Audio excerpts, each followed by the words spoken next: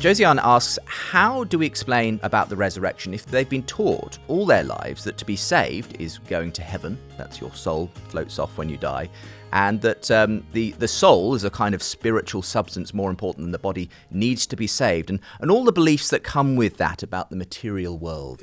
All these questions about how you'd explain to somebody like this, somebody like that, I would want to preface them by saying it depends entirely on who they are and the context, because I've done a lot of work with a lot of people and conversations go very differently depending on whether it's a young person in a coffee shop, whether it's a worried old person at the back of the church, whatever. So having said that, I think the obvious place to start is with the resurrection of Jesus himself.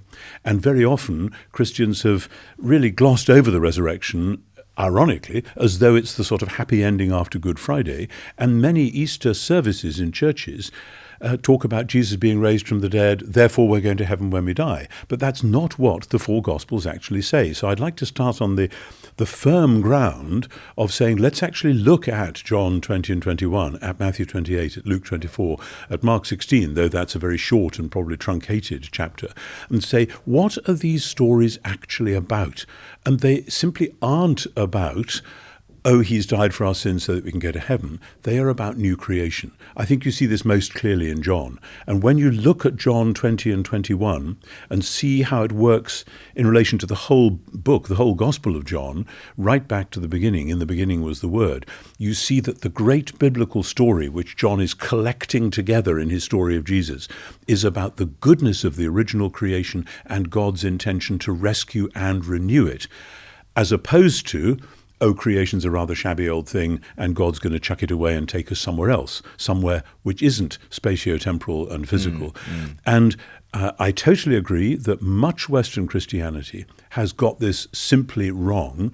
And I hate saying that because I like to get on with people. I don't like to tell them they're wrong. I'd rather find points of agreement. But the thing I say to the students the whole time is, if you go back to the first century looking for somebody who taught that we have souls which are in exile from our true home, which is heaven, and that we're looking forward to going back there one day, then there is somebody who says that very clearly. His name is Plutarch, and he's a pagan priest at the shrine at Delphi. He's a philosopher, he's a biographer, he's one of the great intellectuals of the first century, but he's a Platonist. He is, in technical terms, what we call Middle Platonism, between early Platonism and the Neoplatonism that was going on in the 4th and 5th centuries and so on. And it's quite a straightforward belief, and it's what many modern Western Christians imagine is the gospel. So I'd like to start with the resurrection of Jesus, which is the solid ground that as Christians we ought to be prepared to stand on, and work out from there.